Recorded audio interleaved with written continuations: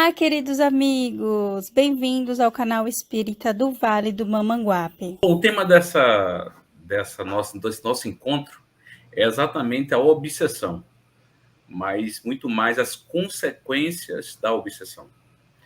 Bom, primeiro, fazer entender, eu acho que é o primeiro passo, o que é a obsessão. Porque muitas das vezes, na história da humanidade, por diversos momentos, em diversas religiões, crenças, filosofias, é muito comum que as pessoas, de alguma forma, citem em alguma circunstância, a presença dos espíritos e a influência dos espíritos na vida dos encarnados. Nós, os que estamos aqui vivos, mas com corpo físico. Porque ninguém morre. Então, às vezes as pessoas querem fazer uma divisão um pouco errada. Os vivos e os mortos. Não existem vivos e mortos. Existem vivos com corpo físico e vivos sem corpo físico. Os vivos com corpo físico estão aqui no mundo material, ou mais material que nós conhecemos, e nós chamamos na doutrina espírita de encarnados, quer dizer, com corpo. Nós somos espíritos com corpo. E nós temos os espíritos que já estão na espiritualidade pós o fenômeno da morte, que é um fenômeno físico, é um fenômeno biológico. Todos os corpos biológicos têm o seu tempo de existência. E a morte do corpo biológico é um processo de transformação física, mas que liberta o que nós somos, espíritos, e nos coloca no mundo espiritual. Por que eu digo isso? Porque eu acho que um dos conceitos que precisa ser reavaliado, principalmente na forma como a gente fala, é com referência ao que nós chamamos de espírito, quando nós nos referimos ao espírito. Exemplo, para ficar mais claro. É muito comum alguém dizer assim: o meu espírito é bom. Ou então, meu espírito ainda não compreende determinadas verdades e eu não consegui ainda avançar suficientemente, evoluir suficientemente. Quando a gente diz assim, o meu espírito, é como se o espírito fosse algo distante, fosse uma coisa que nós temos como uma bolsa, minha bolsa, o meu relógio, algo que nos completa, algo que nos ajuda, mas não somos nós. O que nós precisamos primeiro refletir e dizer com muita certeza é que eu, espírito, o corpo é que, na verdade, é meu. Eu sou espírito e eu tenho um corpo físico. Parece besteira, às vezes, a gente tentar conceituar isso e deixar isso mais claro, mas não é. Existe um estudo chamado neurolinguística. Na verdade, é uma ciência neurolinguística.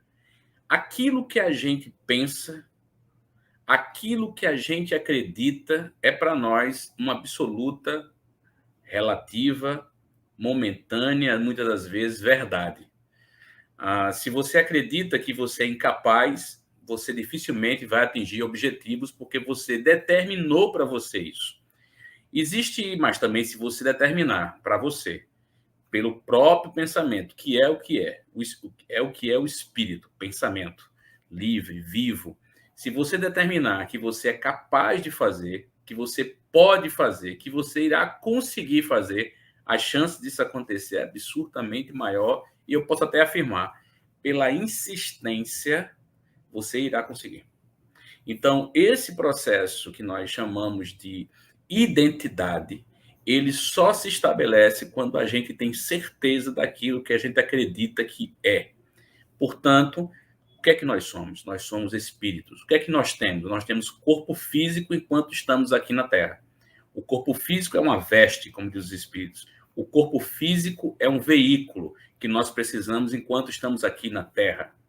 Mas, em determinado momento, nós vamos ficar sem ele, mas vamos continuar existindo. Então, nós somos espíritos. Me perdoem essa insistência no início dessa palestra, mas ela é necessária para que a gente entenda que nós somos o que pensamos, nós somos o ser pensante, a individualidade pensante, nós somos espíritos. Perfeito? Então, assim, que isso fique muito claro, porque Kardec faz essas perguntas aos espíritos no livro dos espíritos e recebe essa resposta de uma forma ampla, para ficar bem claro o que na verdade nós somos. Então, vamos trabalhar a neurolinguística e vamos sempre se afirmar como espíritas. E como espíritos, melhor, como espíritos, que é o que nós somos. Pois bem, Por que eu insisti tanto nisso? Porque no fenômeno da obsessão, que aí tem muito conceito popular, tem muita coisa que está no campo do eu acho, eu vi, eu entendo assim, e, na verdade, o espiritismo é uma ciência que estuda os fenômenos espirituais. Por isso que, no conjunto da obra, o espiritismo é, primeiro, filosofia, não é bem a ordem, mas porque, na verdade, é um tríplice aspecto. Então, são três estruturas que dão ao espiritismo a sua estrutura quanto doutrina. Primeiro, nós temos desses braços, nós temos a filosofia. Por isso que o primeiro livro da obra, da codificação, é o Livro dos Espíritos. O segundo livro, que é a outra importante estrutura da doutrina espírita, é a ciência, que é o Livro dos Médiuns, o segundo livro da obra.